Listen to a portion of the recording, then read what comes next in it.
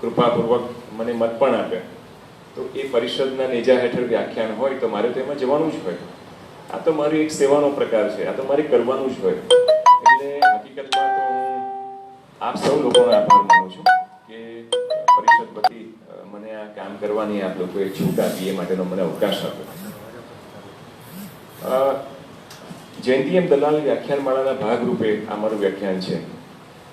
હવે જયંતિ દલાલને જે ગુજરાતીના જે વિદ્યાર્થીઓ છે એ તો ઓળખે જ છે કે ભારતના જે સ્વાતંત્ર્ય સંગ્રામમાં પણ એમણે ભાગ લીધેલો, અને એ પછી એ સ્વતંત્ર ભારતની જે ચૂંટણીઓ થતી એમાં પણ ભાગ લેતા, અને સમાજવાદી પક્ષ સાથે જોડાયેલા હતા. ધારાસભામાં પણ એમણે કામ કરેલું, અને રાજકારણમાં રહીને, અને એ પણ આંદોલનનું રાજકારણ, એમાં રહીને જે મૂલ્યો છે, જે નૈતિક મૂલ્યો છે, એમને પણ એમણે છોડ્યા નહીં. તમે કલ્પી શકો છો કે એમના જીવનમાં કેટલો સંઘર્ષ હશે. રાજકારણમાં રહેવું અઘરી વાત નથી, અને કોઈ એક પોતાની રીતે ખૂણામાં રહીને મૂલ્યોનું જતન કરવું એ પણ એટલી અઘરી વાત નથી. પણ રાજકારણમાં રહીને મૂલ્યોનું જતન કરવું ને, એ બહુ અઘરી વાત છે. અને ખૂબ ઓછી એવી વ્યક્તિઓ તમને મળે, અને એમાંને એક જયંતિ દલાલ હતા. એટલે આપ સૌને તો એમનો પરિચય લેખક તરીકેનો, વ્યક્તિ તરીકે વધારે હશે. આ તો હું જાણે કે દરિયાને પાણીની ઓળખાણ કરાવું એના જેવી વાત છે.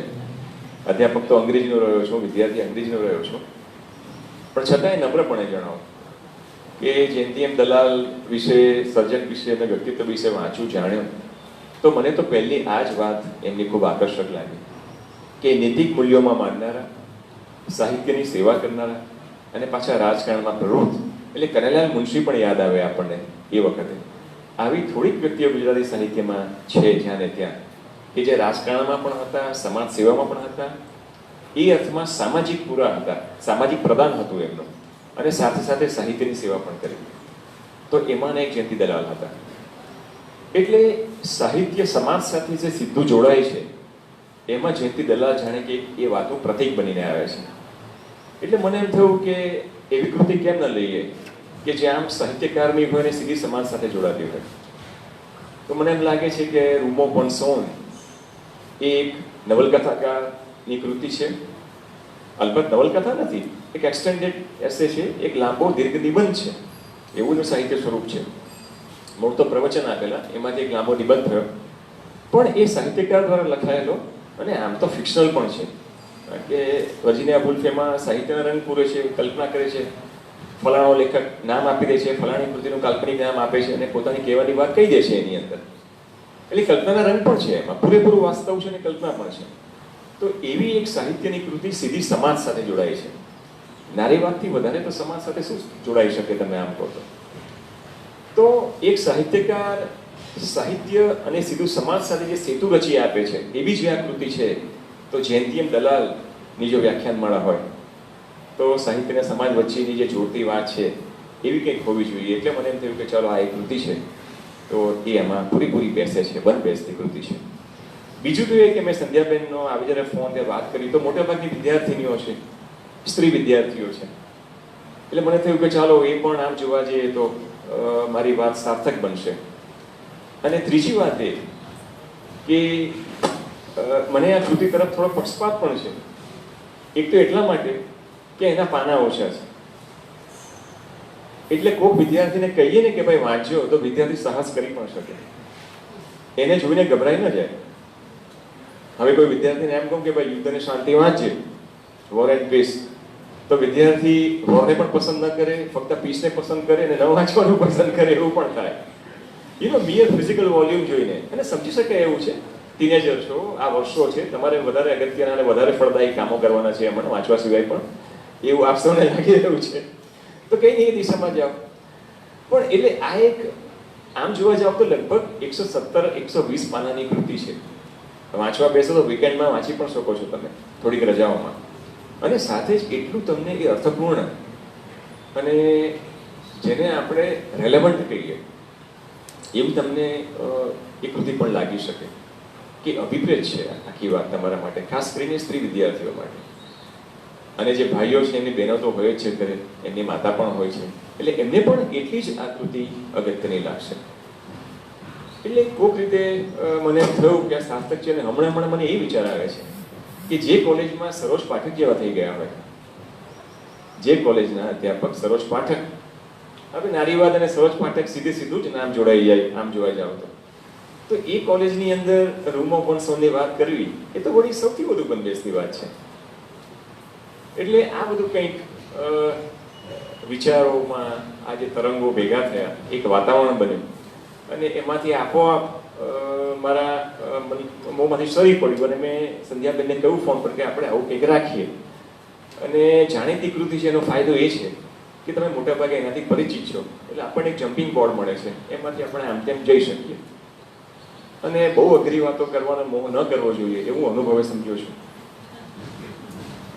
કારણ કે અઘરી વાતોમાં જે અઘરાશ છે ને એને કારણે આપણે પછી એ અઘરાશને કારણે એને આપણા જીવન સાથે જોડી શકતા નથી.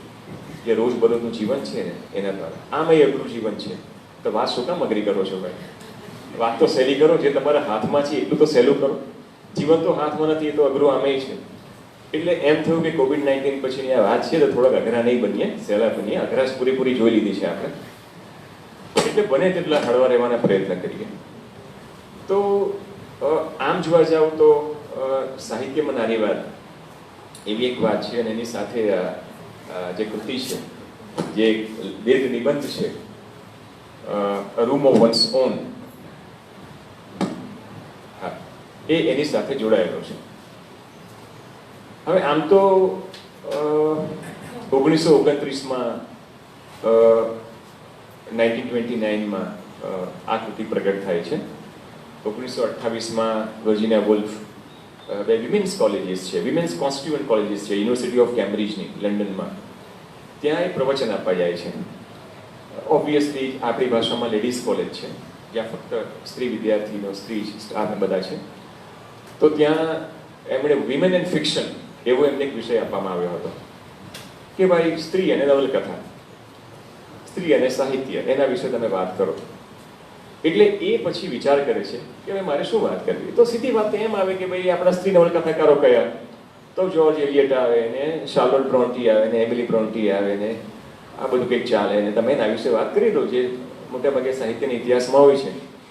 એટલે એમણે એવો વિચાર કરે છે કે ભાઈ સ્ત્રી અને ફિક્શન, સાહિત્ય, ફિક્શન નવલકથા પણ થાય છે, તો સ્ત્રી અને નવલકથા એવો જે વિષય છે, તો સ્ત્રીએ લખેલી નવલકથા એવો પણ આનો અર્થ થાય, અને સ્ત્રી વિશે લખાયેલી વાતો ફિક્શનનો એક બીજો અર્થ છે કે કલ્પનાથી લખાયેલું સાહિત્ય, જેને આપણે ફિક્શન કહીએ, નોટ રિયલ, જે અવાસ્તવિક હોય તેવું લખાણ.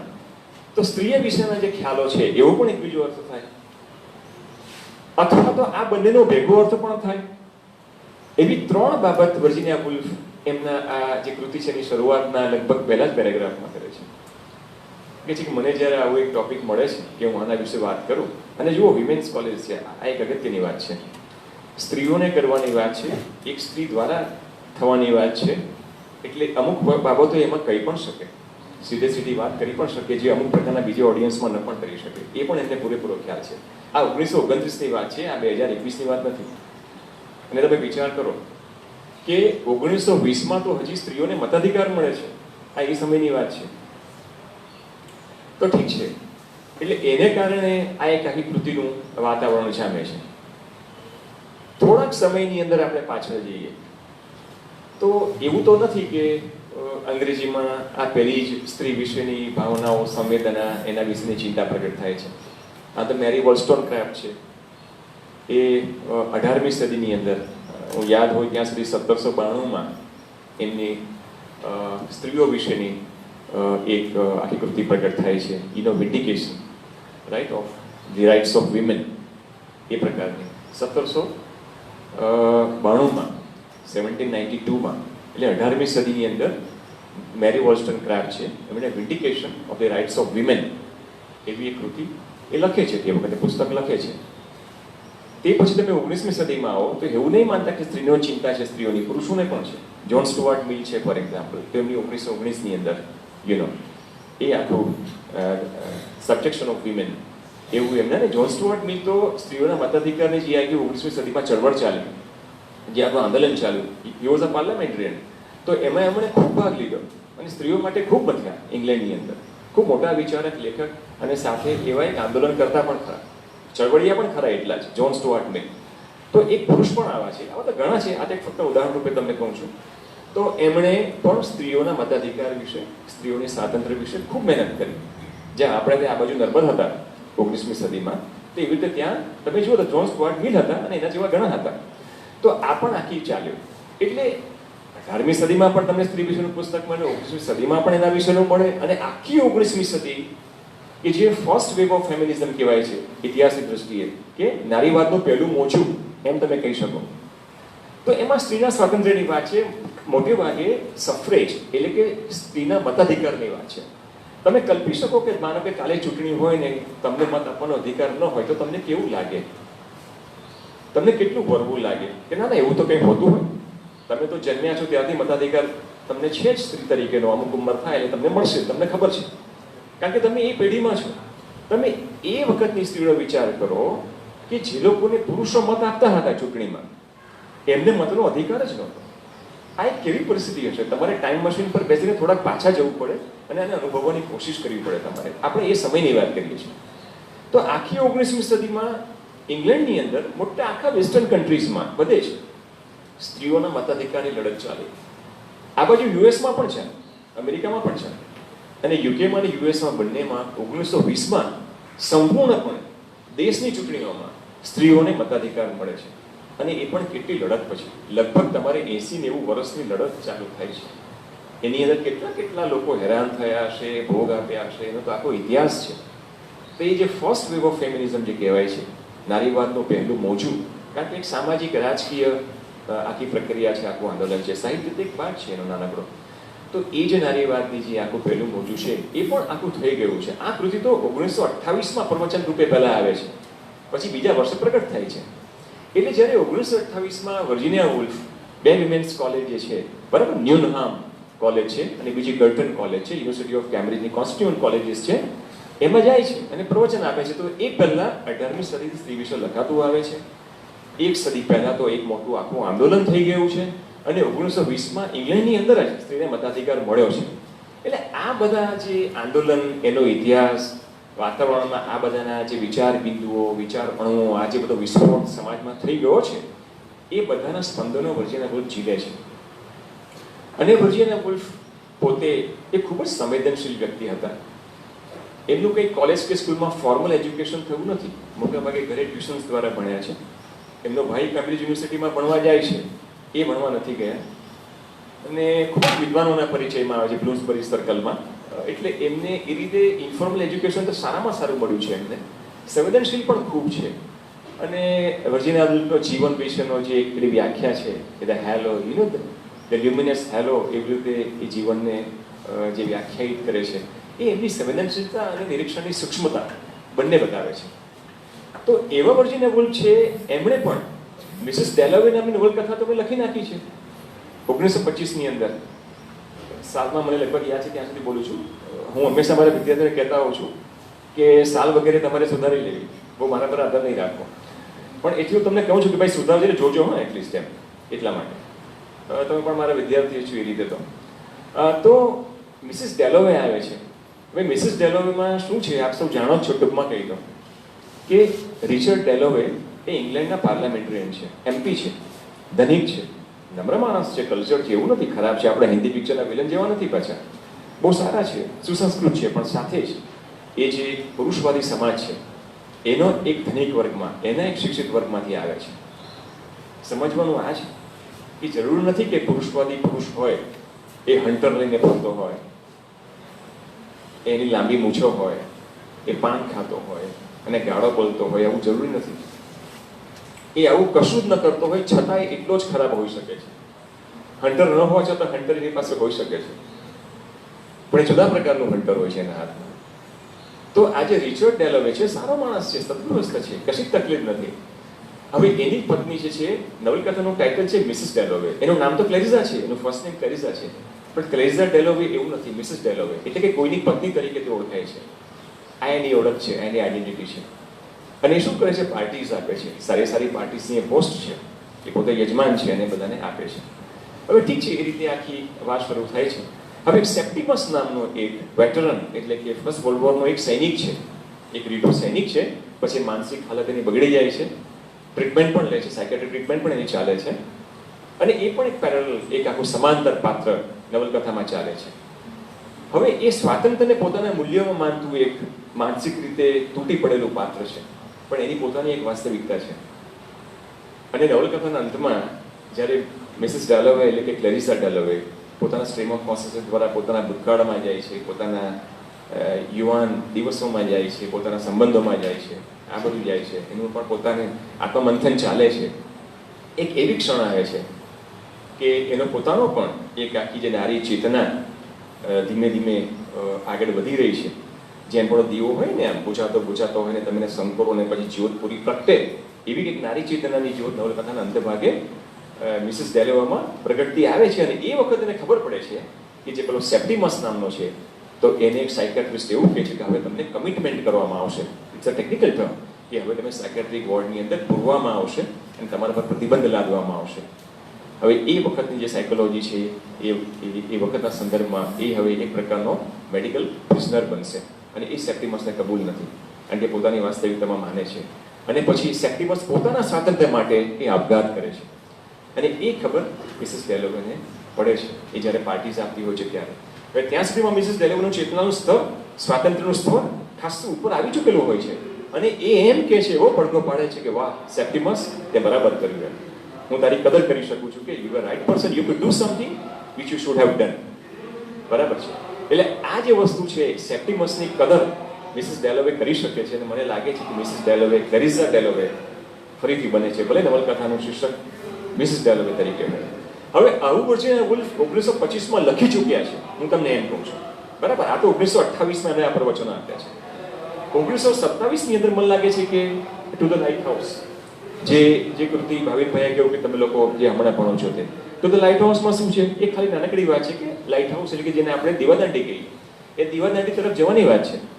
જતા જતા 10 વર્ષ લાગી જાય છે. કુટુંબમાં વાત થાય છે કે જઈએ, પછી વચ્ચેનો ઇન્ટરલ્યુડ આવે છે, એમાં 10 વર્ષ પસાર થઈ જાય છે.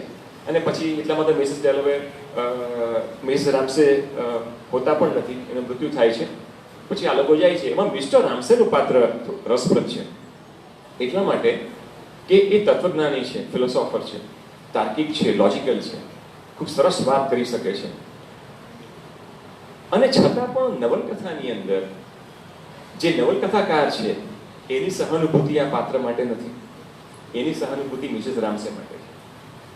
હવે તમે કોઈ જ્ઞાની હોય, કોઈ સારો વક્તા હોય, કોઈનું સારું તત્વજ્ઞાનીય વલણ હોય અને સમજણ હોય જગત વિશેની, જે સારી રીતે પોતાની વાતને તત્વજ્ઞાનમાં મૂકી શકતા હોય, એવી પ્રકારનું ફિલોસોફિકલ એક્સપ્રેશન હોય, તો એ તો સારું કહેવાય ને, એવું આપણે માનીએ ને. પણ વર્જિનિયા વુલ્ફને આવા લોકો સૌથી વધુ શંકાસ્પદ લાગે છે, કારણ કે એ પુરુષવાદ જે છે એનું એક બહુ મોટું શસ્ત્ર હોય છે, અને એ તર્ક છે. આ જે તર્ક છે, આ જે તત્વજ્ઞાન છે, એ પુરુષવાદી છે. અને સ્ત્રીઓના વ્યક્તિત્વમાં જે આ પ્રકારનું પુરુષવાદી તર્ક છે, હવે પુરુષવાદી જે તર્ક છે ને, કારણ કે સમાજ પુરુષવાદી છે એટલે તર્કને ખૂબ જ સન્માન આપવામાં આવ્યું છે. નારીઓની અંદર જે ઇન્ટ્યુઝન હોય છે, જે અંતસ્ફૂર્ણા જે હોય છે અંદરની, એને જે એક પ્રકારનું એલિવેશન, એને જે એની પ્રસ્થાપના થવી જોઈએ, એવી થઈ નથી. અને પછી આપણે આગળ જોઈશું કેવું આવે છે નારીવાદની અંદર પણ. એટલે સમહાવ મહત્વની વાત એ છે કે મિસ્ટર રામસે એ આમ જોવા જાવ તો નવલકથાની અંદર ખૂબ સન્માનીય પાત્ર નથી. અને ફક્ત એટલા માટે કે એ તાર્કિક છે, એ વધુ પડતા તત્વજ્ઞાનીય છે. હવે આવું વર્જિનિયા વુલ્ફ આ નવલકથાનું સર્જન પણ 1927માં કરી ચૂક્યા છે.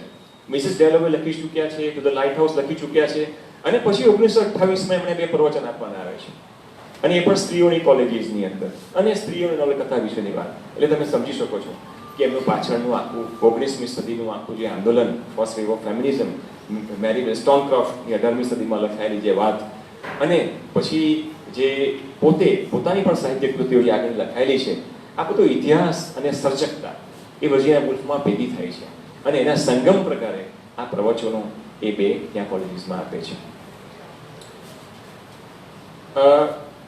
રૂમ ઓફ વન્સ ઓન એટલે કે રચના હરીશે એમનો ગુજરાતીમાં અનુવાદ કર્યો છે અને એ પણ અંગ્રેજીના જ અધ્યાપક ગુજરાત યુનિવર્સિટીમાં હતા, મારા વડીલ મિત્ર થાય. એટલે એ પણ એક વધુ કારણ કે કેમ હું આના વિશે બોલું, કારણ કે મારા એક મિત્ર વડીલ અંગ્રેજીના અધ્યાપકે આનો અનુવાદ પણ કર્યો છે ગુજરાતીમાં આ જ કૃતિનો. મારો પોતાનો ઓરડો, મને યાદ છે ત્યાં સુધી એવું એમનું શીર્ષક છે, પોતાનો એવો my room of one's own you know એ અર્થની અંદર. એટલે સ્ત્રી અને ફિક્શન નવલકથાની વાત છે તો આની અંદર જે પાત્ર છે આઈ છે જે આની અંદર એ આમ જાય છે અને શરૂઆત કેવી થાય છે એ ખૂબ મજાની વાત છે. બીજી બધી બહુ અઘરી વાતમાં પડતો નથી, અઘરી વાત તો મને બહુ સમજાતી નથી, જે સમજાય છે હું તમને કહું છું. તો એમાં જે બ્રિટિશ મ્યુઝિયમમાં જે લાઇબ્રેરી હોય છે એના તરફ જાય છે. તો લાઇબ્રેરીમાં જવા માટે કોઈક રસ્તો હોય છે, જે ટફ ઘાસવાળો રસ્તો હોય છે. એના પરથી આ જે સ્કોલર છે, જે સ્ત્રી સ્કોલર, જે વુમન સ્કોલર, સ્ત્રી અભ્યાસુ જવાની કોશિશ કરે છે, તો ત્યાંનો જે સિક્યુરિટી વાળો માણસ એને અટકાવે છે, તમે નહીં જઈ શકો. કેમ? કે આ તો જે ફેલોઝ હોય છે ને જે પુરુષો હોય, જો મેન શબ્દ નથી, ફેલોઝ હોય. હવે તમે જુઓ કે અમુક પદને અમુક ડેઝિગ્નેશન હોય ને એટલે એ ડેઝિગ્નેશન ઉલ્લેખ થાય પુરુષો જ હોય એમાં, એવું માની જ લેવામાં આવે. જેમ સૂર્ય પૂર્વમાં જ ઉગે એવી રીતે અમુક ડેઝિગ્નેશન પુરુષના જ હોય, એવું એ પ્રકારનો સમાજ હતો. એટલે વુલ્ફ શું લખે છે? ધીસ મેન્ટ ફોર ફેલોઝ એવું કે છે. એટલે હવે ફેલો શબ્દ કંઈ અંગ્રેજીમાં પુરુષવાચક નથી, પણ ઓક્યુપેશનલી તમે જુઓ તે પુરુષવાચક જ છે એ સમયની અંદર. તો એ કહે છે કે ઠીક છે, સ્ત્રી સ્કોલર એમ કે છે કે સારું ભાઈ. એટલે પછી ગ્રેવેલ પરથી જે કાંકરાવાળો રસ્તો છે એના પરથી સ્ત્રી હોય, અભ્યાસુ હોય, એણે બ્રિટિશ મ્યુઝિયમની લાઇબ્રેરીમાં જવું પડે. હવે આખું પશ્ચિમનું સામ્રાજ્ય એક વખતે જ્યાં શેક્સપિયર થઈ ગયેલા, જે ઇંગ્લેન્ડમાં, જે સંસ્કૃતિનું ધામ કહેવાય, લિબરલ હ્યુમનિઝમ તમે જેને કહો એનું એક કેન્દ્ર કહેવાય, અને એનું બ્રિટિશ મ્યુઝિયમ એક પ્રતીક છે, એની આ લાઇબ્રેરી છે. તો એ લાઇબ્રેરીમાં જવામાં સ્ત્રી અને પુરુષ વચ્ચેના આટલા ભેદો છે, તમે કલ્પી શકો? તમે જેમ બધું જાણશો ને તેમ હાર્ટ એટેકની તૈયારી રાખજો. તમને કલ્પના છે કે જ્યારે એરિસ્ટોટલ થઈ ગયેલા, જ્યારે સોફોક્લિસ થઈ ગયેલા, કેટલા મોટા ક્લાસિકલ ઓથર્સ છે જેના માટે આપણું સોક્રેટિસ થઈ ગયેલા, નહીં તો બરાબર એ વખતે ખબર છે સ્ત્રીઓની શું હાલત હતી? સ્ત્રીઓ અને ગુલામો એ લોકોને મતાધિકાર નહોતો. મેં કલ્પી શકું કે જે સમાજમાં સોક્રેટિસ હોય, જે સમાજમાં પ્લેટો હોય, જે સમાજમાં એરિસ્ટોટલ હોય, એ સમાજની અંદર ગુલામ પ્રથા તો હોય અને સાથે સ્ત્રીઓને ગુલામો બંનેને મતાધિકાર નહોતો. સોશિયલી આ કેટલું પછાત હતા, કલ્ચરલી કેટલા આગળ હતા સાહિત્યની રીતે. એટલે આપણે જોવાની વાત છે સાહિત્યને સમાજને જોડવાની. એટલે ઠીક છે, આ તો ખાલી એક વિવાદાસ્પદ ડપ્પુ તમારા મનમાં મૂકી દઉં છું, એ આશામાં કે ક્યારેક એમાંથી કશું ફૂલશે. વિદ્યાર્થીને ડિસ્ટર્બ કરવો વધારે મહત્વના છે, વિદ્યાર્થીને સંતોષ આપવો એના કરતાં. કારણ કે ડિસ્ટર્બન્સમાં એક ગ્રોથ હોય છે, સંતોષમાં ક્લોઝર હોય છે, એટલા માટે. હા, પણ ડિસ્ટર્બન્સ સાચા પ્રકારનું આપવું પડે, શિક્ષકની જવાબદારી છે. તો પેલી વાત પર આપણે આવીએ કે ગ્રાવેલના રસ્તા પરથી, કાંકરાવાળા રસ્તા પરથી પેલી સ્ત્રી અંદર જવાનું છે. ઠીક છે, ત્યાંથી જાય છે. મુદ્દો મારો એટલું જ કહેવાનું છે કે જે સ્ત્રી લેખિકા છે ને વર્જિનિયા વુલ્ફ, એનું ફિક્શન પણ છે. આ ફક્ત એક ઇન્ટેલેક્ચ્યુઅલ ટેક્સ્ટ નથી. એ કેમ આવી બધી વાત કરે છે કે આના પરથી આમ જવાનું, તેમ જવાનું? વાત મારા માટે એ મહત્વની છે. હું મારા વિદ્યાર્થીઓને એ કહીશ કે આમ તો બહુ જાણીતી વાત છે કે આવું થાય છે આ ટેક્સ્ટની અંદર, પણ આ તમે કયા રસ્તા પરથી જાઓ છો એ કેટલી સાહજિક અને કેટલી રૂટીન વાત છે. કદાચ આપણે એનું ધ્યાન પર પણ ન લઈએ. દાખલા તરીકે તમારે સ્કૂટર પાર્ક કરવાનું હોય ક્યાં, તો તમે અમુક જગ્યાએ અમુક રીતે કરતા હો. આ વાત તમે ધ્યાન પર નથી લેતા કારણ કે રોજની વાત છે, એમાં શું ધ્યાન પર લેવાનું? હવે તમે જે ડિસ્કોર્સ શબ્દ છે ને એના પર હું વધારે પડતો નથી, પણ ડિસ્કોર્સ એ શબ્દ ફુકોએ આપણને આપ્યો અને એડવર્ડ સઈદે એને આગળ વધાર્યો, પછી એનો ઘણો ઉપયોગ થયો. એ તમારું એક આખું સામાજિક, સાંસ્કૃતિક, આર્થિક એક એવું વિચારોનું, સંસ્કૃતિનું, અર્થશાસ્ત્રનું, રાજ્યશાસ્ત્રનું એક એવું ગઠબંધન છે કે જેમાં આપણે વ્યક્તિ તરીકે, નાગરિક તરીકે, ભાવક તરીકે, લેખક તરીકે, વિચારક તરીકે, વ્યાખ્યાતા તરીકે, શ્રોતા તરીકે આપણે એમાં ફસાયેલા હોઈએ છીએ અને તમે ડિસ્કોર્સથી બહાર નથી નીકળી શકતા. You cannot step outside the discourse. તમે એવું કરી શકો કે હું હવામાંથી બહાર નીકળી જાઉં? ના, તમે ન કરી શકો. તમે પૃથ્વીની ઉપર જાઓ તો જ, બાકી તમે પૃથ્વી પર જ્યાં હો તમે હવામાંથી બહાર ન નીકળી શકો. ડિસ્કોર્સ હવા જેવો છે. જે પેટ્રિયાર્કલ ડિસ્કોર્સ છે ને એ હવા જેવો છે. તમે એમાંથી બહાર ન નીકળી શકો. તમે તમે બહુ તો એમાં અવેર રહી શકો અને તમને ધીમે ધીમે ખબર પડે કે અરે મેં આ કર્યું, અરે હું આવો હતો. એવું બને કે મને 60-61 વર્ષે મને ખબર પડી કે અરે મેં આવું કર્યું. મને તો આજે ખબર પડે છે કે મેં આવું કર્યું. હું તો અમુક વસ્તુને ધર્મ માનતો હતો, હું તો અમુક વસ્તુને સંસ્કૃતિ માનતો હતો, હું તો અમુક વસ્તુને મૂલ્ય માનતો હતો. અરે એ તો પેટ્રિયાર્કલ ડિસ્કોર્સનો ભાગ હતો. હું મારા વિદ્યાર્થીઓને એમ કહું છું કે સંસ્કૃતમાં એવું કહેવાય છે કે લજ્જા નારીષ્ય ભૂષણમ. આવું અમે ભણતા સ્કૂલમાં સંસ્કૃતમાં. લજ્જા નારીષ્ય ભૂષણમ. લજ્જા એ સ્ત્રીનું આભૂષણ છે. મેં ક્યારે એવું ન વાંચ્યું કે લજ્જા નરસ્ય ભૂષણમ. એવું ક્યાંય મેં વિદ્યાર્થી તરીકે ભણ્યું નથી. હવે તમે નહીં માનો, આ વિષય મને ક્યારેય નહોતો આવ્યો. હું એસએસસી થયો, 12મું થયો, આ થયો, તે થયો, આગળ ભણ્યો. આઈ નેવર થોટ મને કે સુભાષિત છે, સંસ્કૃતનું એક સારું સુભાષિત છે આ તે.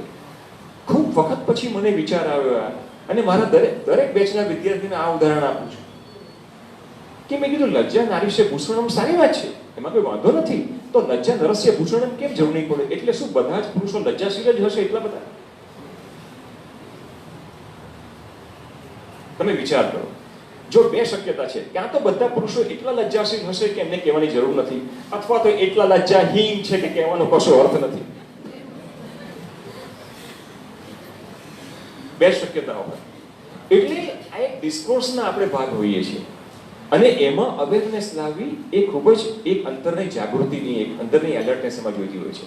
તો વર્જિનિયા વુલ્ફમાં એલર્ટનેસ છે એટલે કે છે કે મારે આ રસ્તા પરથી જવાનું, આણે આ રસ્તા પરથી જવાનું. એટલે પોતાની દૈનિક સાહજિક પ્રક્રિયા અને પ્રવૃત્તિ છે જેને આપણે ગૃહિત તરીકે સ્વીકારેલી છે. એટલે ગૃહિત છે, એઝમ્પશન છે, એને તમારે તપાસવાના છે. ડિસ્કોર્સમાં તમે ક્યારે સમજી શકશો કે ડિસ્કોર્સ એ તમારા અઝમ્પશનના રૂપમાં તમારા મનની અંદર ઓલરેડી પેસી ગયેલું છે. એને તમારે અંદરથી ધીમે ધીમે જુઓ. કપડાં તમે બદલી શકો, તમે છત્રી બદલી શકો, તમે તમારી પેન બદલી શકો, તમે તમારી ચામડી કેવી રીતે બદલી શકશો? એ ચામડી બદલવાની આ વાત છે. એટલી તમારે અંદરથી પોતાને આખી જે અંતરજાગૃતિ આવે પછી પુનર્જાગૃતિનો સવાલ થાય છે. એટલે વર્જિનિયા વુલ્ફ આ રીતે તપાસે છે કે મારે અહીંથી ચાલવાનું, આને અહીંથી ચાલવાનું, ઠીક છે. અંદર જાય છે અને જાય છે ને જુએ છે તો બધા જે ડોમ છે આખો લાઇબ્રેરીનો, તેના પર બધા પુરુષ જે લેખકો છે, પ્રતિભાઓ છે, એના બધા ફોટા છે. સ્વાભાવિક રીતે સ્ત્રી તો ક્યાંય એમાં હતી જ નહીં, ઠીક છે. એ પુસ્તકો વાંચે આ છે અને એ ખૂબ મહત્વના મુદ્દા છે. 3-4 મુદ્દા વિશે હું વાત કરીશ, એમાંનો એક મુદ્દો. અને એને એ કહે છે કે લુકિંગ ગ્લાસ વિઝન, એવું નામ આપે છે. વિદ્યાર્થીને કોઈ પણ વાત માટે એક પોઈન્ટ જોઈએ ને, મુદ્દા જોઈએ ને, એટલે તમને મુદ્દો આપું છું. એને તમે આવું કહી શકો, looking glass vision. Looking glass vision એટલે લુકિંગ ગ્લાસ એટલે શું? અરીસો. તમે અરીસામાં જુઓ તો શું દેખાય? આપણે પોતે દેખાઈએ અરીસામાં, બરાબર છે? તો વર્જિનિયા વુલ્ફે એમ કહેવું કે બધા પુરુષ વિચારકો, લેખકો આ કે એને બધું વાંચ્યું 2-3 સદીનું આ કે ઇન જનરલ બધાને સ્ત્રીઓ માટે કંઈ ને કંઈક પ્રકારનો ગુસ્સો છે. કોક સ્ત્રીના શરીરનું માપ કરે છે, કોક સ્ત્રીની બુદ્ધિનું માપ કરે છે, કોક સ્ત્રીની કંઈક પ્રતિભાની વાત કરે છે, કોક સ્ત્રીઓ સંસ્કૃતિમાં શું કરી શકે એની વાત કરે છે. ટૂંકમાં બધી છેવટે તો મર્યાદાઓની વાત છે, કોઈને કોઈ અલગ અલગ સ્વરૂપે. આમ તમે જોવા જાવ તો એને એમ લાગ્યું કે what is the emotion behind this? Finally it is anger, the anger of men against women in general. આવું કેમ હશે? પુરુષોની સ્ત્રીઓ માટે સ્ત્રીઓ બિચારી કરે છે શું? આમે પુરુષવાળી સમાજ છે, સ્ત્રીઓ નથી પુરુષને તમાચો મારતી, નથી વેલણ લઈને પાછળ દોડતી, બિચારી કિચનમાં કામ કરે છે, નથી કશું નોકરી કરતી, કંઈ હેરાન કરતી નથી, છતાંય પુરુષો કેમ આવું લખ કરે છે સ્ત્રીઓ વિશે? આ એક પ્રશ્ન સીધી વાત છે ને. તમે કંઈ તકલીફ પહોંચાડતા હો તો તમને ગુસ્સો હોય, તો વગર તકલીફ પહોંચાડે ગુસ્સો, એનો અર્થ એમ કે ગુસ્સાનું કારણ કંઈક ઊંડું છે, કંઈક મનોવૈજ્ઞાનિક કારણ છે. તો એને લુકિંગ ગ્લાસ વિઝન તરીકે વર્જિનિયા વુલ્ફ નામ આપે છે. આમાં શું છે કે ગુજરાતીમાં બહુ સારું એક પેલું કહેવાય છે કે આપણી પોતાની લાઈન લાંબી કરવી હોય ને તો અઘરું પડે, બટ કોઈની લાઈન તમે ટૂંકી કરો ને તો આપોઆપ આપણી લાઈન લાંબી લાગે. આવું કહેવાય છે. ધારો કે બોર્ડ પર 2 લાઈન દોરી છે, મને એમ કહેવામાં આવે કે તમે તમારી લાંબી લાઈન દોરો, તો હું શું કરું? પહેલા તો પેલી લાઈન ટૂંકી જ કરી નાખું. એટલું તો અમારે ઓછી મહેનત કરવાની, બરાબર છે. આપણે ક્લાસમાં પહેલો નંબર લાવવો હોય તો શું કરવાનું? મહેનત કરવી પડે. એના કરતાં જે આપણો પ્રતિસ્પર્ધી હોય ને એને પરીક્ષાના દિવસે માંદો જ પાડી નાખો ને, યુ નો, કંઈ નહીં. એને કંઈક એવું આપો કે એને પેટમાં દુખાવો પડી જાય આપે, એટલે આપણે બીજાની લાઈન ટૂંકી કરીએ એટલે આપણી લાઈન લાંબી થાય. એટલે નેપોલિયન જે સામ્રાજ્યવાદી કહેવાય, ઇમ્પિરિયાલિસ્ટ, મુસોલિની કે જે મુખ્તિયાર કહેવાય, ડિક્ટેટર કહેવાય, એ બધાને સ્ત્રીઓ નહોતી ગમતી. somehow they hated women. They are very pejorative view of women in general. આ બધા સમુખ્તિયારો, સામ્રાજ્યવાદીઓ, એ લોકોનો સ્ત્રીઓ માટેનો એટીટ્યુડ આ જ હતો. એનું કારણ એ કે એ લોકો જેટલા સ્ત્રીઓની ભર્ત્સના કરશે, સ્ત્રીઓની જેટલી ઉત્તરની કક્ષાની માનશે, એટલે એ લોકોનો આત્મવિશ્વાસ વધે છે. In the survival on this earth, if one creature feels that he is victorious over the other, he is superior to the other, to that extent the other creature gets more and more confidence, you know, એક અર્થમાં.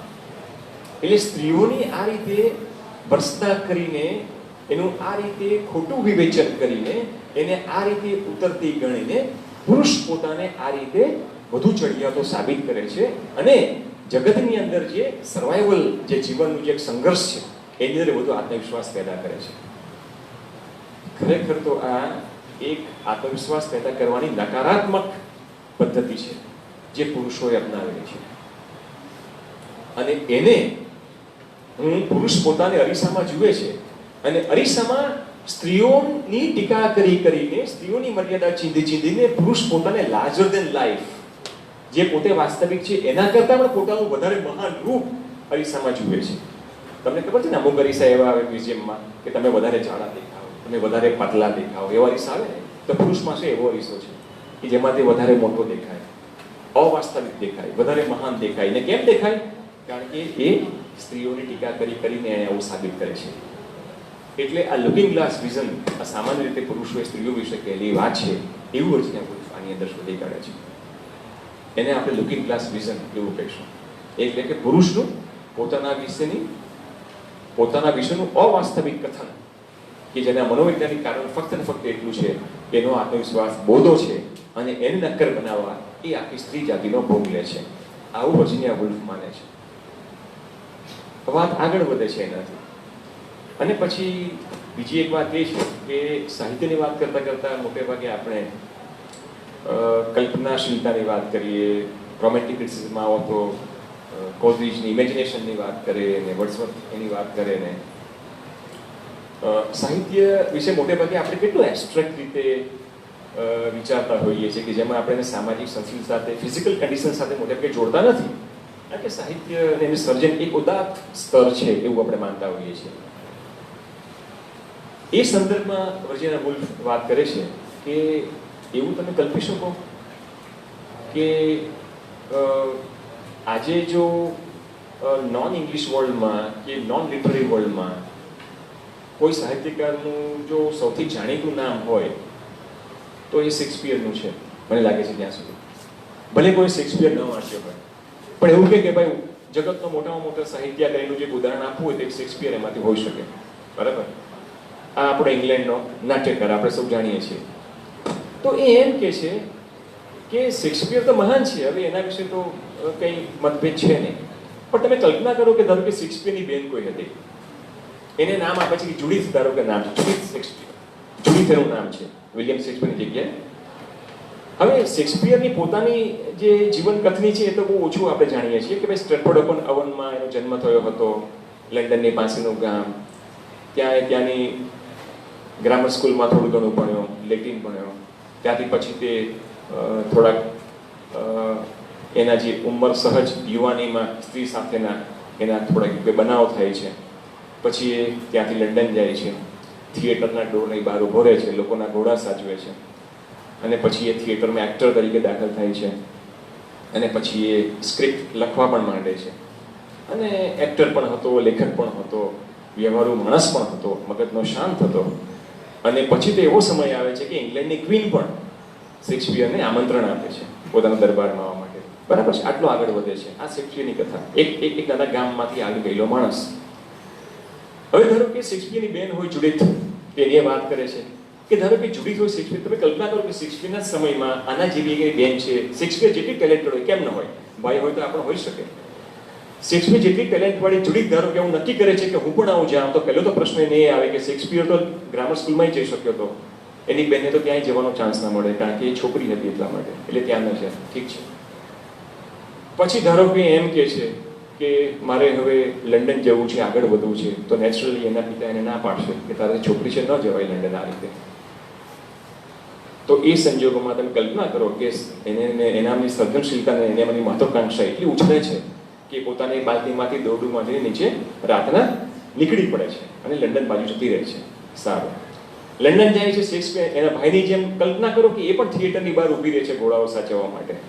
લોકો હસે છે એના પર, ત્યારે તારાથી ક્યાંય એક્ટર બનાય, કારણ કે ત્યારે સ્ત્રી એક્ટર્સ હતા જ નહીં શેક્સપિયરના ટાઈમમાં. આપ જાણો છો કે શેક્સપિયરના સમયમાં સ્ત્રીના પાત્રો બધા પુરુષ અભિનેતાઓ ભજવતા, એ પણ એ બની ન શકે. પછી એક એક્ટર મેનેજર આવે છે કોઈ થિયેટર કંપનીનો, એને આના માટે સો કોલ્ડ કહેવાથી સહાનુભૂતિ થાય છે. એ એને 6 મહિનામાં સગર્ભા બનાવે છે આ છોકરીને, શેક્સપિયરની બેનને. અને પછી શેક્સપિયરની બેનને ખબર પડે છે મોડી કે આ તો દગાબાજી સિવાય કશું જ નથી. હું નથી એક્ટર બની શકવાની, નથી લેખક બની શકવાની, હું તો એક સ્ત્રી છું, એકલી છું, સગર્ભા છું, કરું છું. ગામ તો પાછું જવાય તેવું છે નહીં, ભાગીના ઘરમાંથી આવી છે. એ આત્મહત્યા કરે છે અને એ ક્યાંક ક્રોસરોડ્સ, 4 રસ્તા હશે, એની જમીનમાં ક્યાંક દટાયેલી હશે, એવું વર્જિનિયા વૂલ્ફ છેલ્લે કહે છે. શેક્સપિયરની બેન જુડિથ શેક્સપિયરની આવી હાલત થાય, શેક્સપિયર જેટલી ટેલેન્ટ હોવા છતાં. એનો કહેવાનો અર્થ એ છે કે શેક્સપિયરની જે મહાનતા, એની જે ટેલેન્ટ છે એમાં કોઈ શક નથી, પણ એ ટેલેન્ટને તક મળે છે, અવસર મળે છે. અને અવસર એટલા માટે મળે છે કારણ કે શેક્સપિયર પુરુષ હતો અને સ્ત્રી નહોતો. આવું કદાચ આટલું સ્પષ્ટ વિધાન કોઈએ કર્યું નથી, કોઈની હિંમત ચાલી નથી આવું કહેવાનું. કારણ કે શેક્સપિયરની પ્રતિભાને લાંછન લાગે એવું કોણ કહી શકે? કદાચ કોઈને એવું લાગે કે અરે તમે શેક્સપિયર વિશે આવી વાત કરો છો, આવો તો સદીઓમાં કોઈ થાય. સાચી વાત છે, સદીઓમાં કોઈ થાય, પણ એ સાથે નહીં ભૂલો કે એની ટેલેન્ટને તો સલામ છે, પણ શેક્સપિયર એટલો નસીબદાર હતો કે એનો જન્મ પુરુષ તરીકે થયો અને સ્ત્રી તરીકે નહોતો થયો. આ એક વાત છે.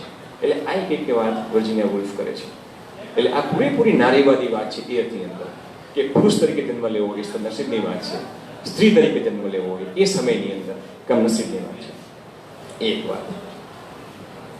પછીની એક વાત એ છે, અને એ રસપ્રદ છે, કે તમે જુઓ તો 17મી 18મી સદીમાં થોડા ઘણા નામ સ્ત્રી લેખિકાઓના આવે. હું મારા વિદ્યાર્થીઓને પૂછું કે ચલો તમે અંગ્રેજી સાહિત્યનો ઇતિહાસ છે, મને ગણાવો કે સ્ત્રી લેખિકાઓ કેટલી, તો બધા કે એમિલી બ્રોન્ટી, શાર્લોટ બ્રોન્ટી, જ્યોર્જ એલિયટ, આમ તેમ કરે. અને પછી મેં કીધું 20મી સદીમાં નહીં આવતા ભાઈ, મને ત્યાંનું જણાવજો. એટલે અટકી જાય, 4 નામ, 5 નામ, 6 નામ. વધારે તેજસ્વી વિદ્યાર્થીઓ તો બીજા 1-2 મને કહી દે કે જે મને પણ ન ખબર હોય એવું કહી દે. ચાલો સરસ. પછી હું કહું કે ચાલો ભાઈ પુરુષ લેખકોના નામ આપો.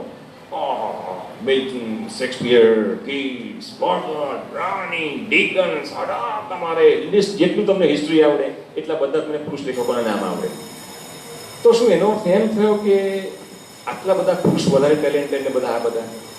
મેં કીધું ના, આનો જવાબ ખાલી એટલો કે જે ઇતિહાસ તમે વાંચ્યો છે, પછી લેગ્વી કેઝામિયા હોય, એરી બ્લેમાયર હોય, ડેવિડ ડાયચીસ હોય, આ બધા ઇતિહાસ પુરુષોએ લખ્યા છે. આ બધા ઇતિહાસ પુરુષોએ લખ્યા છે. પુરુષોએ લખેલા ઇતિહાસમાં પુરુષ લેખકોને એનું લિસ્ટ લાંબુ હોય, એટલે આ આખી જે વાત છે ને, એ વાત વર્જિનિયા વૂલ્ફ એ વાત પર કોક રીતે આવે છે. એમ કે છે કે એક વસ્તુ તમે એ કહો, એટલે એ કે છે કે ઘણી બધી સ્ત્રી કવિઓ થઈ ગઈ છે. એ તો લિસ્ટ આખું તમને નામ સાથે આપે છે એની અંદર. 17મી સદીમાં, 18મી સદીમાં, 19મી સદીમાં કેટલી બધી સ્ત્રી કવિઓ, અજાણી સ્ત્રી કવિઓ બેલેટ્સ લખ્યા છે, પોએમ્સ લખી છે, આ છે તે છે. કોઈ એને પ્રાધાન્ય આપી જ નથી, ઇતિહાસની નોંધ જ નથી લેતા કોઈ. જ્યાં ત્યાંથી તમે મેન્યુસ્ક્રિપ્ટ છૂટી છવાઈ મળી આવે, જાણે શરમાઈને પડી હોય ને કૃતિઓ એ રીતે ક્યાંક ખૂણા કાચરામાં હોય, એ તો વર્જિનિયા વૂલ્ફ કેવી શોધી કાઢે. એ પેલું તો અટેન્શન, ધ્યાન જ નથી અપાતું. ક્રેડિટ તો મળવાની વાત પછી રહી, શોધાતું જ નથી.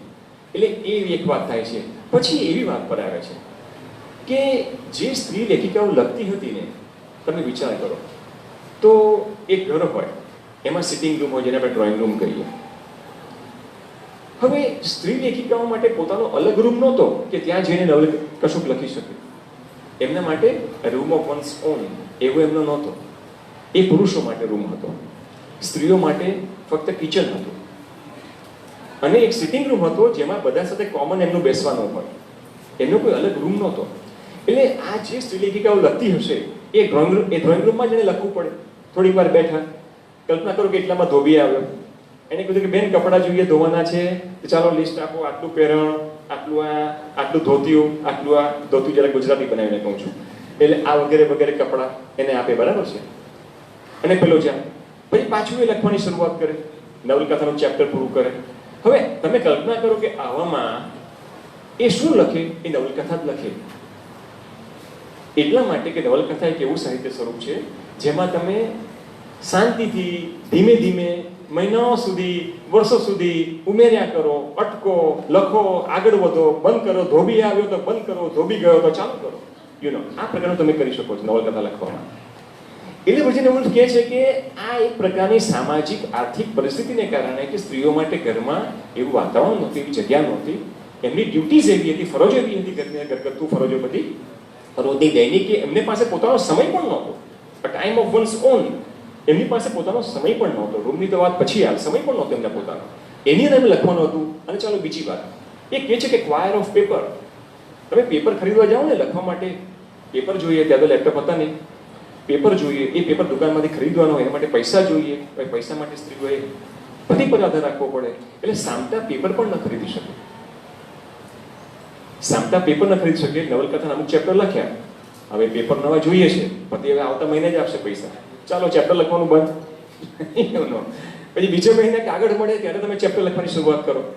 એટલે એમના જે લખવાના સોર્સિસ, જે ફિઝિકલ સોર્સિસ, જે ભૌતિક સાધનો, એ પણ ટાંચા, એ પણ ઓછા, સમય પણ ઓછો, દૈનિક જે ફરજો છે એ પણ એમને પૂરેપૂરી એકાગ્રતા આપી ન શકે. આવાની અંદર એક નવલકથાનું ફોર્મ એવું છે કે જે લૂઝ છે, જે લિબરલ છે, જેનો અવ્યાખ્યાયિત અવકાશ છે, અને પાછું નવું ઉઘડતું સ્વરૂપ હતું. એ કોઈ એપિક નહોતું, ટ્રેજડી નહોતું, એના પોતાના કંઈ ખાસ એવા નિયમો નહોતા. એટલે એ છૂટ હતી આ લોકોને. એટલે નવલકથા એ લોકો જે લખ્યું તે મોટે ભાગે નવલકથા લખી, અને સારી નવલકથા એ લોકો લખી શકે આની અંદર કોઈક રીતે. અને એ પછી તમે આગળ વધો તો એક કાલ્પનિક નવલકથાકારનું નામ આપે છે આગળ વધતા વધતા, 20મી સદીમાં આવે છે, અને એક વાક્ય લખે છે, એ મને યાદ છે. અને કહે છે કે હવે તો કે લેખકો બધા સ્ત્રીઓ હિંમતવાળી થઈ ગઈ, હવેના લેખકોને આવા પ્રશ્નો છે નહીં, સ્ત્રી લેખકોને. અને એમાં ક્લો લાઇક્ડ ઓલિવિયા એવું એક વાક્ય લખે છે. હવે નવલકથામાં તો આવું વાક્ય પણ સ્ત્રી લેખિકા લખી શકે. હવે ક્લો છે ને એ પણ સ્ત્રી પાત્રનું નામ છે, એને જે ગમે છે એ પણ સ્ત્રી પાત્ર છે. એટલે વર્જિનિયા વુલ્ફ કહે છે કે ક્યારેય તમે આવું સાંભળ્યું કે ક્લિયોપેટ્રા લાઇક્ડ ઓક્ટેવિયા? એવું શેક્સપિયરમાં પણ નથી આવ્યું. એક સ્ત્રીને બીજી સ્ત્રી ગમતી હોય એવું શેક્સપિયર પણ કહ્યું નથી, કહી શક્યો નથી. એવું એક સ્ત્રી લેખિકા કહી શકે છે. અને આ વાત એણે એટલા માટે કહી શકી કારણ કે વિમેન્સ કોલેજમાં હતી, ઓડિયન્સ એનું વિમેન હતું, એ પોતે સ્ત્રી હતી, અને એને પૂરો ખ્યાલ નહોતો. એટલે સ્કોલર્સ એવું કહે છે કે એટલા માટે આવું કહી શક્યા. અને જે લેસ્બિયાનિઝમની જે થીમ છે, એ લેસ્બિયાનિઝમને, સ્ત્રીને પુરુષ, બે સ્ત્રી વચ્ચેનો જે ઇરોટિક લવ, જે એક જાતીય જે સંબંધ છે, એની પણ વાત એ સારા શબ્દોમાં છેડી આપે છે વર્જિનિયા વુલ્ફ આ રીતે. તમને હિમાંશુ જલદની 8મો રંગ એ નવલકથા પણ યાદ આવશે, એની અંદર પણ આ થીમ છે.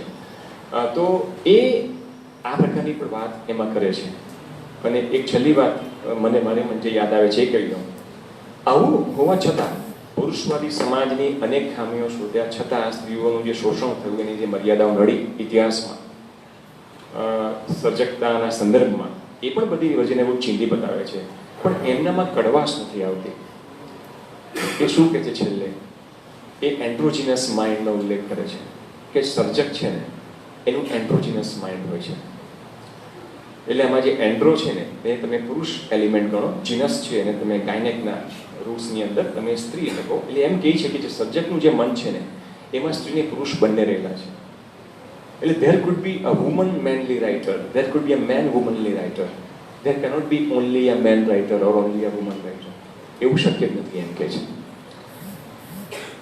કદાચ તર્ક અને અંતસ્પૂર્ણ એ બંનેનું એક પ્રકારનું જે સંયોજન થાય છે, જે એક સિન્થેસિસ થાય છે કેમિસ્ટ્રીની કેમિકલની ભાષાની અંદર, એ સર્જકતા માટે જરૂરી છે.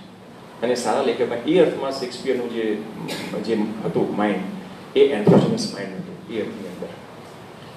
એટલે અહીંયા તમે જુઓ કે વર્જિના વુલ્ફ પુરુષોની સામે એનો જ પ્રતિકાર કરવો, એક પ્રકારની પ્રોટેસ્ટ એની સામે સતત ચાલુ રાખવી, ચળવળ ચાલુ રાખવી, એવામાં નથી માનતા.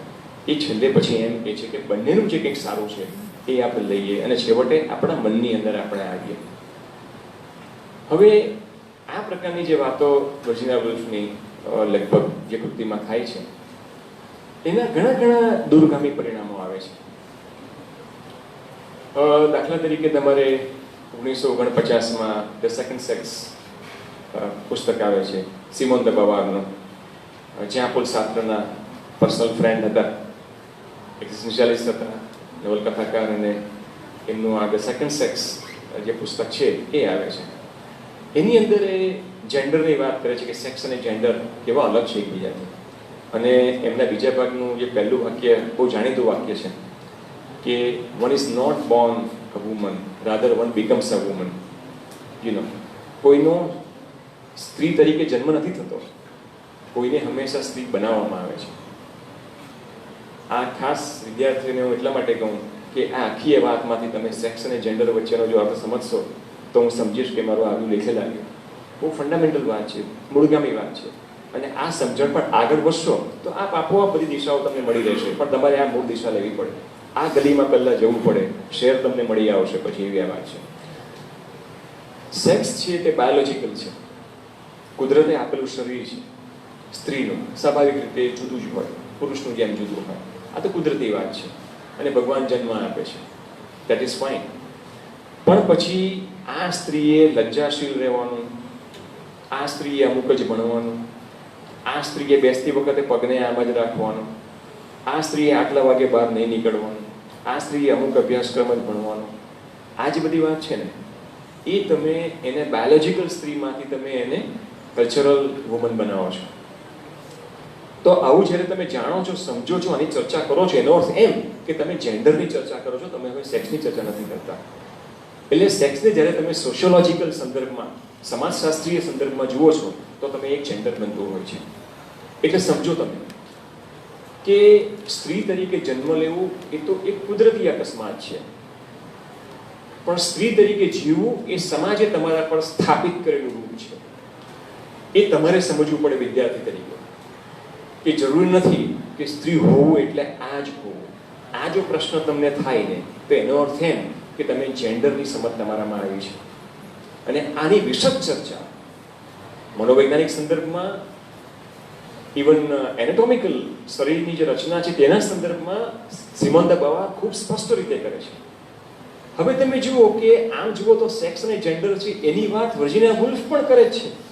કારણ કે એમણે એમ કીધું કે ભાઈ સ્ત્રીઓ તો આવી જ છે, એનામાં તો ટેલેન્ટ છે જ, પણ એ તમારું બહારનું જે અર્થશાસ્ત્ર છે, બહારનું રાજ્યશાસ્ત્ર છે, બહારનું જે સમાજ છે એને કારણે સ્ત્રીઓને આ તક નથી મળતી. બાકી શેક્સપિયર સિસ્ટર્સ બીજો શું મતલબ થાય કે શેક્સપિયરની જેટલી ટેલેન્ટ ધરાવતી ફક્ત એને ફક્ત સ્ત્રી છે એટલા માટે સામાજિક આર્થિક પરિસ્થિતિને કારણે કે નાટ્ય મોટી નાટકકાર નથી બની શકતી. એનો અર્થ એમ કે વર્જિના વુલ્ફ પણ જેન્ડરની જ વાત કરી રહ્યા છે. અને એ વાત 1949માં સિમોન દ બવાર એના પર કેટલું ફોકસ કરીને એને વાત આખી કેન્દ્રિત કરીને આખી વાતને એ આવી રીતે મૂકી શક્યા છે. અને જગ પ્રસિદ્ધ સમયાતીત એમનું આ સ્ટેટમેન્ટ બન્યું છે કે કોઈનો સ્ત્રી તરીકે જન્મ નથી થતો, એ કોઈને સ્ત્રી બનાવવામાં આવે છે. આટલું તમારે ધ્યાન રાખવાનું છે. હવે એનાથી તમે આગળ જાઓ તો વર્જિના વુલ્ફ જે પેલી સ્ત્રી કવિઓને શોધી કાઢે છે કે જેનું ઇતિહાસમાં, સાહિત્યના ઇતિહાસમાં ક્યાંય નામ નથી. તો તમે જુઓ કે 1977માં ઇલેન શોલ્ટર, એક અમેરિકન ફેમિનિસ્ટ ક્રિટિક છે, તો એ લિટરેચર ઓફ ધેર ઓન એવું એક પુસ્તક લખે છે. અને એમાં એ ઇંગ્લેન્ડમાં 19મી સદીથી 20મી સદીમાં બ્રોન્ટી સિસ્ટર્સથી માંડીને ડોરિસ લેસિંગ, જે 20મી સદીના અંગ્રેજ નવલકથાકાર છે, સ્ત્રી લેખિકા છે, એ બધાનો સમાવેશ કરીને કેટલા બધા નવલકથાકારો, સ્ત્રી નવલકથાકારો શોધી કાઢે છે. અને એનું ટાઇટલ આપે છે અ લિટરેચર ઓફ ધેર ઓન. આ લિટરેચર ઓફ ધેર ઓન જે ટાઇટલ છે એ આપોઆપ અ રૂમ ઓફ વન્સ ઓન ના ટાઇટલની છાયામાં છે. એની એક જાણી જોઈને એમણે આ ટાઇટલ આ રીતે મૂક્યું છે. અને એ પ્રમાણે વર્જિનિયા વુલ્ફની અંજલિ પણ આપે છે કે સ્ત્રીઓને પોતાનું જે એક ઇન્ટેલેક્ચ્યુઅલ ફ્રીડમ મળવી જોઈએ, જે પોતાનો રૂમ મળવો જોઈએ, એનું જે કેનન હિસ્ટ્રીમાં આવવું જોઈએ, કેનન ઓફ વિમેન્સ રાઇટિંગ્સ, એ જે સ્ત્રી લેખિકાઓ જે છે, સ્ત્રીનું જે લેખન છે, એનું એક માન્ય ધોરણ પ્રસ્થાપિત સાહિત્યના ઇતિહાસમાં થવું જોઈએ, એ નથી થતું. અને એટલે એમણે પોતાની રીતે આ લિટરેચર ઓફ ધેર ઓનમાં આવી બધા સ્ત્રી લેખકોને શોધી કાઢીને એનો ઇતિહાસ અમે લખ્યો અને એનું એને શીર્ષક આપ્યું આ લિટરેચર ઓફ ધેર ઓન. 1929માં લખાયેલું વર્જિનિયા વુલ્ફનું પુસ્તક, જેને પુસ્તિકા કહી શકો તમે, 1977માં એક અમેરિકન ફેમિનિસ્ટ રાઇટર એમને જ અંજલિ આપતું બીજું એક આવી રીતે લખી કાઢે છે. આ જ પુસ્તકમાં વર્જિનિયા વુલ્ફ એક વાક્ય એવું કહે છે કે for a woman writer there is no common sentence ready, એવી વાત કરે છે. એટલે કે જે ભાષા છે ને, જ્યારે પુરુષ લેખકો જ લખતા હોય અંગ્રેજીમાં, માનો કે, તો એ અંગ્રેજીમાં સર્જનમાં લેવાતી, ઉપયોગમાં લેવાતી જે અંગ્રેજી છે ને, એ પણ આખી પુરુષોને અનુકૂળ હોય એવી અંગ્રેજી હોય છે. શેક્સપિયર હોય, મિલ્ટન હોય, કિટ્સ હોય, વર્ડસવર્થ હોય, મિસ્ટર બ્રાઉનિંગ હોય, આ બધાય અંગ્રેજી ભાષાનો ઉપયોગ કરે. બધાની પોતપોતાની ફ્લેવર અને સ્ટાઇલ્સ હોય, એમાં કોઈ મત નથી.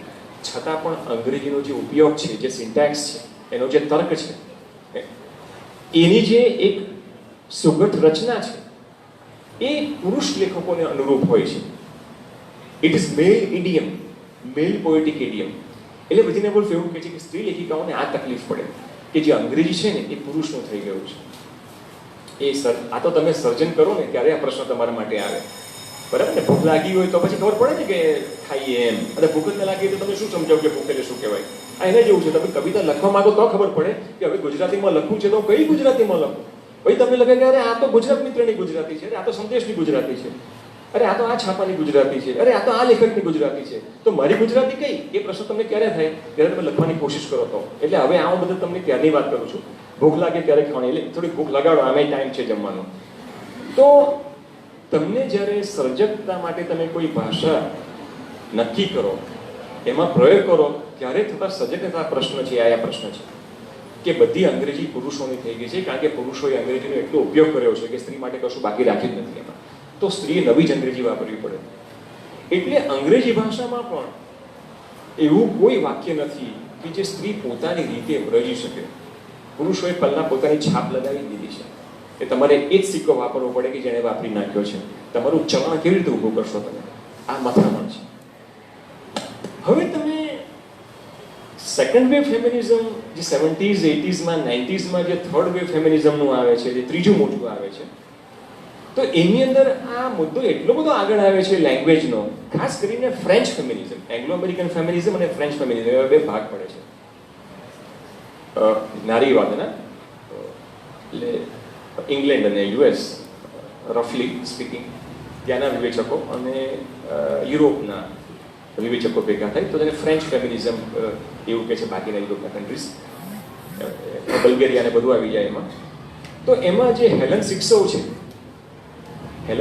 છે, એ એક્રિચર ફેમિનિન એવું એક એક્રિચર એટલે રાઇટિંગ, ટૂંકમાં ફ્રેન્ચ શબ્દ છે, મને કંઈ ફ્રેન્ચ આવડતું નથી, પણ આ તો ખાલી એક વાત મૂકવા માટે તમને કહું છું કે એક્રિચર ફેમિનિન એવો એક શબ્દ વાપરે છે. ટૂંકમાં એનો મુદ્દોની વાત, અર્થ એટલો છે કે સ્ત્રીની પોતાની એક ભાષા હોય અને એ અલગ હોય છે, સ્ત્રીએ બનાવવી પડતી હોય છે.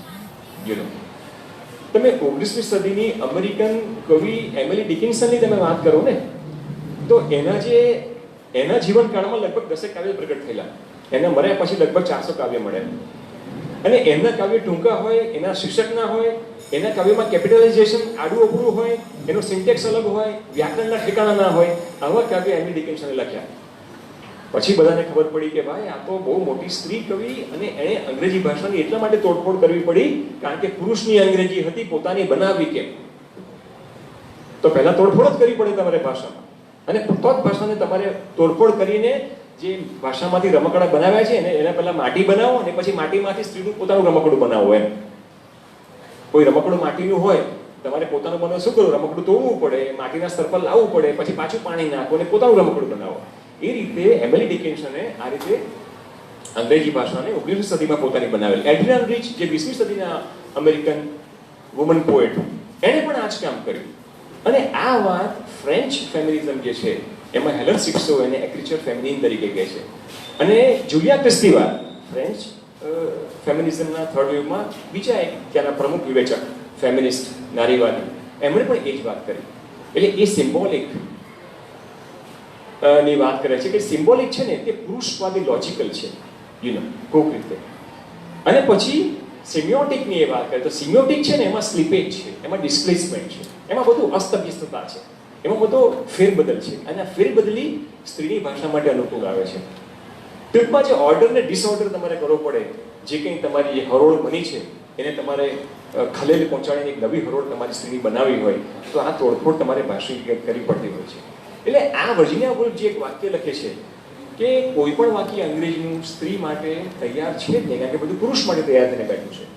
એ વાત તમારે 80ના દાયકામાં 90ના દાયકાની અંદર એ ફરીથી આખું ઉભરે છે અને ખૂબ મહત્વનું એની અંદર પુરવાર થાય છે.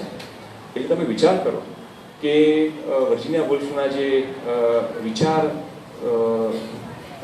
બીજ છે એની અંદર એ પ્રગટીને નવા નવા સ્વરૂપે પછીના નારીવાદી વિવેચનના ઇતિહાસમાં કેટલું અગત્યનું થઈ જાય છે.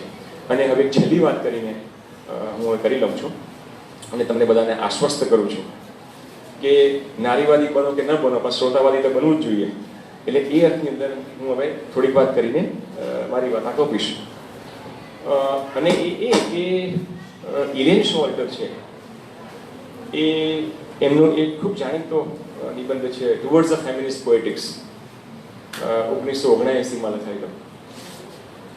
તો એમાં એ ફેમિનિસ્ટ ક્રિટિક અને ગાયનોક્રિટિક્સ એવા બે નામ આપે છે કે એક ધારો કે નારીવાદી વિવેચક છે તે કરે શું છે સાહિત્યમાં. ધારો કે તમે અંગ્રેજીના વિદ્યાર્થી છો, તમે નારીવાદના માનો છો, કોઈક સાહિત્યની કૃતિ આવી તો તમે શું કરશો એની સાથે? તમે શું કરશો? તમે પુસ્તકના હાથમાં પકડશો, પછી વિવેચન કેવી રીતે કરશો? તો એમ કહે છે કે બે રસ્તાઓ છે આની અંદર સામાન્ય રીતે જોઈએ તો. એક રસ્તો એ છે કે તમે પુરુષ લેખકોની કૃતિઓ પકડો, એમાં પુરુષ લેખકોએ સ્ત્રી વિશે શું લખ્યું છે તો એના ગૃહિતોની તમે ફેર તપાસ કરો. અને પછી પુરુષ લેખકનો કાન તમે આંબળો કે જુઓ આણે આમ કર્યું, આણે આ કર્યું, કારણ કે લેખક પુરુષ છે એટલા માટે એણે આવું કર્યું. બરાબર છે? તો આ એક આખું પોલેમિકલ પોલિટિકલ તમારો આખો સ્ટાન્સ થયો. આ તમારો એક વિવાદગ્રસ્ત રાજકીય એવું એક તમારો એક અભિગમ થયો કે જેમાં તમે લડાયક છો એક વિવેચક તરીકે, વાચક તરીકે, સ્ત્રી વાચક તરીકે, અને તમે પુરુષોને ઉઘાડા પાડો છો અને એ રીતનું કંઈક કરો છો. અથવા તો બીજું એક એવો હોય કે જેને એક ગાયનોક્રિટિક્સ તરીકે કે જે વર્જિનિયા વુલ્ફ કહે છે એન્ડ્રોજીનસ, એ એમ કહે છે કે ભાઈ તમે સ્ત્રી પોતાની જાતની તપાસ વધુ ઊંડી કરે અને સ્ત્રીના વ્યક્તિત્વમાં કુદરતે જે કંઈ બક્ષિસ આપેલી છે એની પોતાની ભાષા, પોતાના વિચાર, પોતાના એની અભિવ્યક્તિ, પોતાની ટેલેન્ટ જે કુદરતી એમ, કારણ કે સ્ત્રી છે એટલા માટે હોય છે, એનું વધુને વધુ શોધખોળ કરીએ, એનું એક્સપ્લોરેશન કરીએ અને એનો આપણે સાહિત્યમાં ઉપયોગ કરીએ. એટલે કે પોતાની જાતને સ્વકેન્દ્રિત, એટલે સેલ્ફ કન્ટેન્ટ, સ્વયં પર્યાપ્ત એક પ્રકારનો, અને એક્સપેરિમેન્ટલ, પ્રાયોગિક. એટલે સ્ત્રી વિવેચક કે સ્ત્રી લેખક એ આ રીતે પ્રાયોગિક પણ બની શકે, સ્વયં પર્યાપ્ત પણ બની શકે પુરુષોની ચિંતા કર્યા વગર, અને એ રીતે તમે કરો તો આના પણ તમને બીજ, વિચાર બીજ વર્જિનિયા વુલ્ફમાં મળે છે. એટલે વર્જિનિયા વુલ્ફનો રૂમ ઓફ વન્સ ઓન જે છે એ બહુ સ્પષ્ટ વાત કરે છે કે સ્ત્રી તરીકે તમારે લખવું હોય તો તમારો પોતાનો ઓરડો હોવો જોઈએ અને વર્ષે તમારે અમુક ઇન્કમ તમારી પોતાની હોવી જોઈએ તો તમે આ કરી શકશો. એક સીધી સાદી વાત કરે છે, પણ એ વાતની પાછળ એ સમાજને, અર્થશાસ્ત્રને, રાજ્યશાસ્ત્રને, ધર્મશાસ્ત્રને, તત્વજ્ઞાનને બધાને જ એ સાંકળે છે અને એ રીતે એક સ્ત્રીને મૂકી આપે છે. એટલે મને લાગે છે કે એ ખૂબ જાણીતી કૃતિ અને એના ખૂબ જાણીતા વિધાનો, પણ જે રીતે આપણે ખૂબ સારો ને શુભ મંત્ર હોય એ રોજ બોલીએ, ભલે જાણીતો હોય. જાણીતું હોવું એટલે ઓછું અગત્યનું હોય એવું નથી. અને તમે આમ જોવા જાઓ ને તો સત્ય બધા જાણીતા જ હોય છે, સત્ય બધા જાણીતા જ હોય છે અને છતાંય સત્ય પડાતા હોતા નથી. એટલે જે જાણીતી વસ્તુ હોય છે એને આપણે એના વિશે વધુ વિચારીને, એને આપણામાં મનમાં સમાવીને, એને પહેલાં અણજાણીતી બનાવી, એને સમજવાની કોશિશ કરવી અને એ પ્રમાણે પછી આગળ વધવું. આમ તમે જુઓ તો આપણા કુંદનિકા કાપડિયા, આપણા સરોજ પાઠકના, આપણા હિમાંશુ શેલરતેના, આપણા જે ગુજરાતીમાં જે નારીવાદી લેખન છે એ પણ ખાસું ફૂલ્યું ફાલ્યું છે અને નવી પેઢીની અંદર પણ ખાસા નારીવાદી મને લાગે છે કે લેસ્બિયનિઝમ પણ કોઈક રીતે થીમ તરીકે ગુજરાતી સાહિત્ય નવલકથામાં હવે એ રીતે પ્રગટ્યું છે. તો મને આશા છે કે ગુજરાતી વિવેચનમાં પણ આ રીતે વધુને વધુ નારીવાદી અભિગમ એનો પ્રયોગ તો થયો જ છે અને વધુ પ્રયોગ થતો રહેશે એવી મારી અપેક્ષા છે અને એવી મારી આશા પણ છે. ગુજરાતી સાહિત્ય વિવેચનમાં ખાસું એક પોતાની એક શક્તિ છે, પોટેન્શિયલ છે અને એ જરૂર એનું કાઢતું રહેશે એવી મારી આશા પણ છે.